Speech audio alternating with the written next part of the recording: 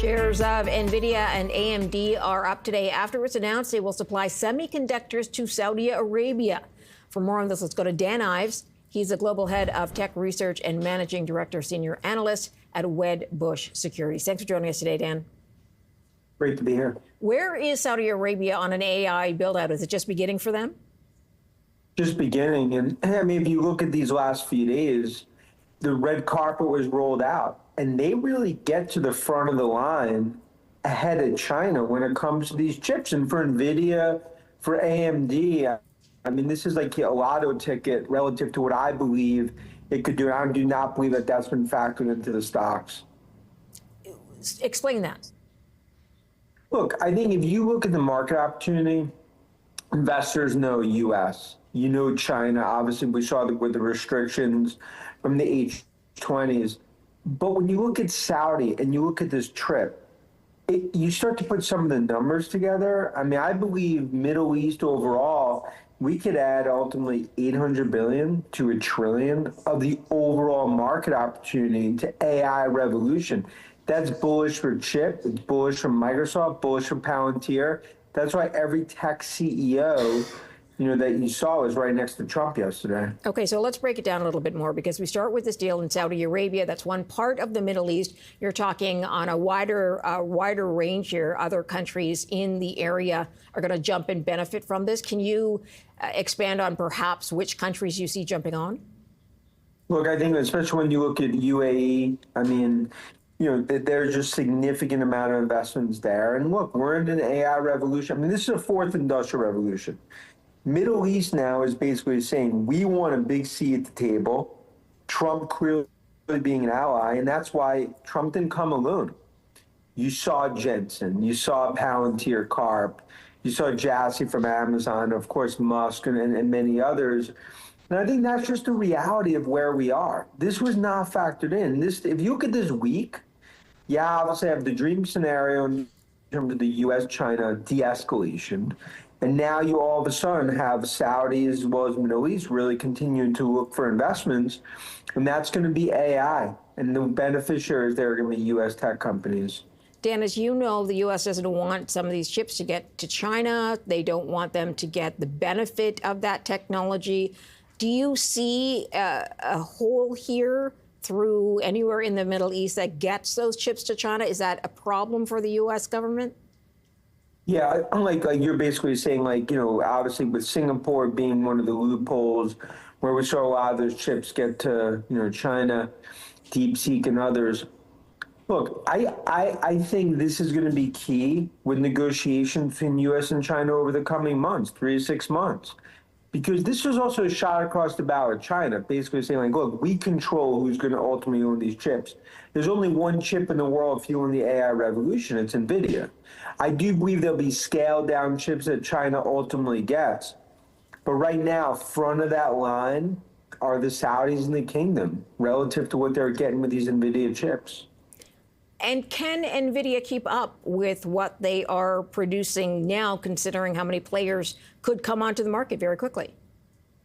Look, they continue to be, it's their world, everyone else is paying rent, right? Relative to in the chip arms race. Others, from competition perspective, Huawei, AMD, others, will obviously start to narrow the gap.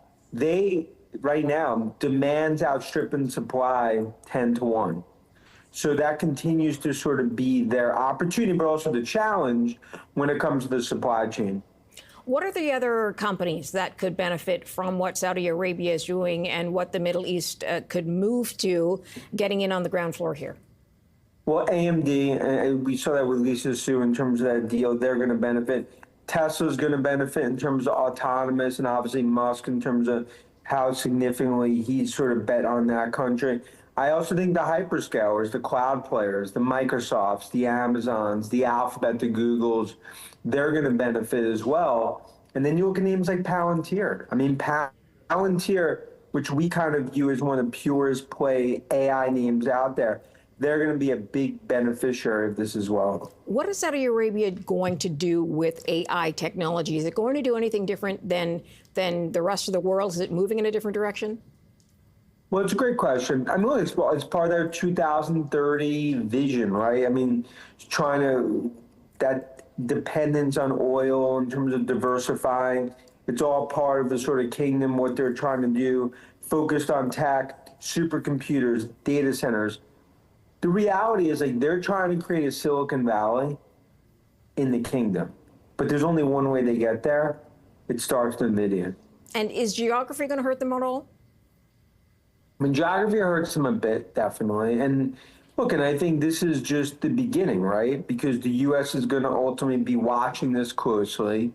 You want to make sure, from a trading partner perspective, chips don't get in the wrong hands, as well as how they're using it, especially when we think about things like robotics, physical AI. You know, that's very sensitive from a, we'll call, national security perspective. Those would be other areas that they'll be focused on. Are there national security concerns? I mean, there are going to be other concerns from other players, but I'm just wondering if you see or anybody's talking about national security concerns as a result of this deal?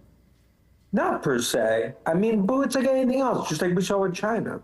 You need to make sure that they don't get into the wrong hands, and you need to understand who's ultimately buying the chips. And that's why right now, it's all part of what we're seeing in these trade wars, in tariff.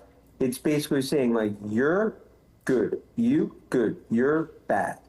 And I think when it comes to China, they need to make sure that they go from, you know, right now, I think in the tension relative to U.S., they need to make sure they get on the good side of that, because there's only one chip fueling it, and they know it, and they need those Nvidia chips. Is this enough, you think, to, you mentioned that there's going to be a discussion between U.S. and China. This could be one of the chips that goes back and forth. I mean, how would you play this if you're China? If you want your hands on those chips and everybody else in the world is getting them and you have some leverage in a trade war, what do you do? Look, that's why, I mean, you know, I saw the interview you just had with Roach. I mean, talking about fentanyl in China and ultimately trade deals and WTO and IP. That's part of the deal. Like, in other words, U.S. is going to need to get things from China in a broader deal for them to ultimately give some access on the AI, we'll say restrictive AI chips. Huawei also is obviously a clear player within China, but still what I view is years behind Nvidia. Interesting. All right, Dan Ives, great to have you on the show, sir. Thanks for sharing some of your time.